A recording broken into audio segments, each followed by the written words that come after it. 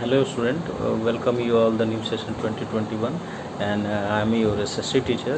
Here I am going to explain the new topic in nationalism in India part third. Student आज हम लोग जो है nationalism in India का जो है तीसरा टॉपिक जो है कवर मतलब थर्ड पार्ट जो है ये वीडियो है और इसमें हम लोग कवर करेंगे आज different strand with in the movement. जो मूवमेंट हुआ था खिलाफत एंड नॉन कॉपरेशन मूवमेंट, उसमें अलग अलग स्ट्रैंड देखने को मिले, अलग अलग लोगों की अलग अलग डिमांड थी। मतलब जो नेशनलिज्म था वो नेशनलिज्म एक्चुअली रूप में एग्जिस्ट नहीं करता था लोगों के अंदर। लोग अपनी नेसेसिटी को पूरा करना ही नेशनलिज्म समझते थे। तो अलग अलग लोग के लिए जो अलग अलग स्ट्रैंड हुए वो डिफरेंट था। ठीक है, तो ये हमको आज पढ़ना है, तो चलिए शुरू करते हैं।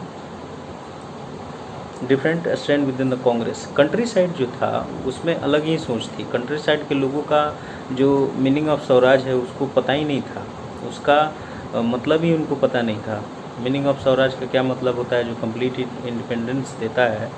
तो इसका मतलब वो कुछ अपने तरीके से लगाए हुए थे, उनकी अलग ही एक अवधारणा बनी हुई थी स्वराज को लेके। और ये क्या था, ये था कि कंट्री साइड में जो लोग थे वो हाई रेंट जो ताल्लुकदार और लैंडलॉर्ड होते थे, जो ब्रिटिश के लॉयल हुआ करते थे, तो जो किसान होते थे उनसे उन्होंने हाई रेंट लेना शुरू कर दिया। तो वो चाहते थे कि ये जो हाई रेंट लिया जा रहा है वो रेवेन्यू जो सिस्टम है वो कम किया जाए। ठीक है, जो बेगार है, जो लेबरर थे बेसिकली, जो बेगार सिस्टम आपको मालूम होगा, बेगार का मतलब होता है फोर्स लेबर विदाउट पेमेंट, मतलब जिसमें आपको कोई पैसे नहीं दिए जाते हैं। तो उस तरीके से, ठीक है, जो लेबर थे उनकी ये डिमांड थी, तो उनको वेजेस दिया जाए जो वो काम कर रहे हैं। तो उनके लिए मीनिंग ऑफ स्वराज का मतलब ही नहीं था। रिडक्शन ऑफ रेवेन्यू था, मतलब रेवेन्यू का जो हाई रेट था, तो किसान वहाँ चाहते थे, ठीक है, कंट्री साइड में, देहात क्षेत्र में, कि वो कम हो जाए। ठीक,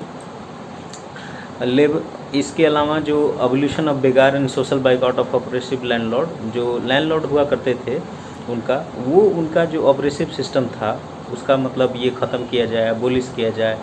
नाई, धोबी और जो हमारे हेल्पर होते हैं आजकल सोसाइटी में, उस समय में इनको बिना पैसे के काम कराया जाता था। तो वो चाहते थे कि इनसे ये मतलब ये जो लोग थे, धोबी थे, नाई थे, ये चाहते थे कि ये सिस्टम ख़त्म हो जाए। इनका मतलब ये था आंदोलन को लेके। ये मतलब नहीं था कि आज़ादी के लिए लड़ना था, देश को आज़ाद कराना था, ब्रिटिशों को यहाँ से हटाना था, ये नहीं। इनकी जो प्रॉब्लम थी यानी वो ख़त्म हो जाए, तो उसके लिए मतलब ये उसको नेशनलिज्म समझ रहे थे। तो कंट्री साइड में जो अवध था, जो आज का उत्तर प्रदेश, लखनऊ और मेरठ साइड का जो क्षेत्र है, वो कंट्री साइड में अवध में एक नेता थे जिनका नाम था बाबा रामचंद्र, किताब में भी दिया हुआ है। जो ये पहले सन्यासी मतलब सन्यासी थे बेसिकली। बहुत पहले इनको एंडेंजर्ड लेबर में, बंधुआ मजदूरी में भेजा गया था फिजी। जब ब्रिटिश हुकूमत में ये लोग ये भी गए हुए थे वहाँ पे एंडेंजर्ड लेबर में, कैसे कैसे करके वहाँ से चले आए, फिर यहाँ आए तो मतलब वो किसान वगैरह बन गए। ठीक है, बाद में वो नेता बन गए। ठीक है, बाबा के नाम से जाने लगे। तो इनका नाम बाबा रामचंद्र जो है ऐसे करके दिया हुआ है। जो लोगों को अवध में किसानों के लिए इन्होंने मूवमेंट लॉन्च किया था। तो उसमें जो लोग आए, स्ट्रैंड का मतलब ही होता है कि मीनिंग क्या है, मतलब क्या है। जो लोग उनके साथ जुड़े, ठीक है, वो स्वराज का मतलब ही पता नहीं था उनको, यानी अपनी ज़रूरतें पूरी हो जाएं, ये कंप्लीट इंडिपेंडेंस का मतलब होता था उनके लिए। तो ये सारी चीज़ें थी। तो जवाहरलाल नेहरू जो है उनके कुछ फ्लोअर के साथ वो मतलब 300 गांव का विजिट करते हैं, मतलब बहुत सारे देहाती क्षेत्र में, अवध में वो मतलब विजिट करते हैं, वहाँ प्रॉब्लम सुनते हैं लोगों की। ठीक है, और उसके बाद जो है अवध किसान सभा का फॉर्मेशन करते हैं। लगभग उस रीजन में, अवध रीजन में जवाहरलाल नेहरू ने 300 ब्रांच बनाई थी। इस कांग्रेस का ये एफर्ट था, ठीक है, कि स्ट्रगल जो हो वाइडर स्केल पे आ जाए। ठीक है, जो ये हम लोग लड़ाई लड़ रहे हैं वो अब वाइडर स्केल पे आ जाए, अलग मतलब सभी लोग इसमें शामिल हो। लेकिन जो लोग शामिल हुए थे आंदोलन में, कौन सा आंदोलन, आपका खिलाफत इशू नॉन कॉपरेशन मूवमेंट, तो उसमें अलग ही सिस्टम था इनका। ठीक है, नेक्स्ट। तो इसके बाद उन्होंने क्या किया, गांधी जी ने पहले भी कहा था कि आपको हिंसा नहीं करना है, किसी भी सूरत में आपको कोई भी वायलेंस नहीं होना चाहिए कहीं भी।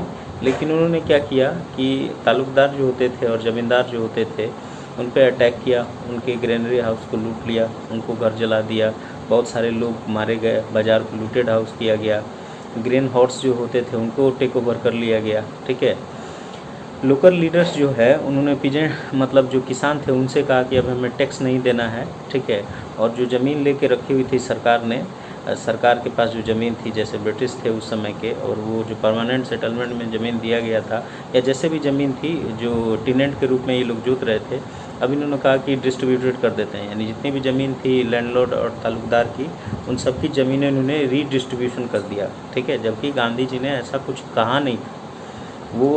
वो कहे थे कि आपको इस मूवमेंट में शामिल होना है, वायलेंस नहीं करना है। लेकिन यहाँ पे जो अवध है वहाँ पे ये लोग अलग ही ये काम कर दिए। ठीक है, बहुत सारा वायलेंस हो गया, जिसकी वजह से भी ये दिक्कत आई थी, कॉल्ड ऑफ गांधी जी को करना पड़ा था, उसमें से एक ये भी है। नेक्स्ट है गुडेन हिल ऑफ आंध्र प्रदेश। ये वीडियो ज़्यादा लंबा नहीं होगा। तो गुडेन हिल जो है आंध्र प्रदेश, ये यहाँ भी वो जगह जो है वहाँ भी मूवमेंट में लोग पार्टिसिपेट किए थे 1920 में। लेकिन उन्होंने क्या किया कि अपने तरीके से मूवमेंट को चला दिया। वो क्या किए कि वहाँ पे जो जातीय लोग थे, जनजातीय लोग, ट्राइबल सोसाइटी वाले लोग, उन्होंने गुरिल्ला अटैक करना शुरू कर दिया, मिलिटेंट गुरिल्ला अटैक मूवमेंट चलाया और बहुत सारे ब्रिटिशों को मार दिया। ठीक है, बहुत सारे ब्रिटिशों को मारने के बाद ब्रिटिश ने भी एक्शन लिया और इनको पकड़ के जेल में डाल दिया, बहुत सारे लोग को मार दिया। उसमें जो वहाँ के नेता थे उनका नाम था अलूरी सीताराम राजू, ये नाम था उनका। और उन्होंने लोगों को एक अलग ही थेसिस दे दिया था, मतलब बहकावे में आ गए थे। वो मानते थे उनको, अलूरी सीताराम राजू को, कि ये भगवान मतलब भगवान के बनाए हुए इंसर्शंस, मतलब कि वो क्या कहते हैं उसको, यमदूत। और इसमें ये जो है लोगों को हील करने का काम करते हैं, जो लोग भी घायल होते हैं। ठीक है, और ये मानते थे अपने आप को, ऐसा ये इन्होंने बताया था कि बुलेट लगने के बाद भी, अगर गोली चलती है तो बुलेट लगने के बाद भी ये बच सकते हैं, अपने आप को बचा सकते हैं। वजह ये है कि ये भगवान के भेजे हुए बच्चे हैं। तो इस तरीके से लोगों को उन्होंने भरमा दिया था, बहका दिया था, जिसके बाद से अलूरी सीताराम राजू को ब्रिटिश खोजने लगी और 1924 में वो पकड़े गए, फिर उनको भी मार दिया गया। और बाद में वो वहाँ के हीरो के रूप में जाने लगे। तो इस तरीके से था कि गांधी जी ने जो स्ट्रेंथ देखने को मिला मोमेंट में, वो किस तरीके से था। वो था ही नहीं कि हमको देश के लिए लड़ना है, हमको अपने मिट्टी को आज़ाद कराना है ब्रिटिश से, ऐसा कुछ नहीं था। सारा का सारा खेल वो अपनी नेसेसिटी को, मतलब अगर पूरा हो जाए तो उसके लिए वो नेशनलिज्म बन जाता है। प्लांटेशन में आते हैं तो प्लांटेशन में जो है वो अलग ही देखने को मिला। स्वराज इन प्लांटेशन वर्कर जो होते थे बेसिकली वो ऊटी वगैरह साइड में, जहाँ पे हिली एरियाज है, जहाँ पे टी और बेवरेज क्रॉप उगाया जाता था, तो वहाँ पे जो प्लांटेशन वर्कर थे उनकी डिमांड ही अलग थी, उनकी सोच भी गांधी जी को लेके अलग ही थी। वो क्या सोचते थे, वो ये सोचते थे कि प्लांटेशन वर्कर में एक बार वर्कर को एक बार जब डाल दिया जाता था तो उनको मतलब निकाला नहीं जाता था उसमें से, वो अपने गांव नहीं जा सकते थे, अपने शहर नहीं जा सकते थे। तो उन्होंने क्या सोचा, जब गांधी जी ने सत्याग्रह लॉन्च किया था तो वो ये मान बैठे थे कि हम आज़ाद हैं, मतलब बिना परमिशन के वो क्या किए कि जहाँ से उनको कैप्चर करके रखा गया था वहाँ से वो भाग जाते हैं।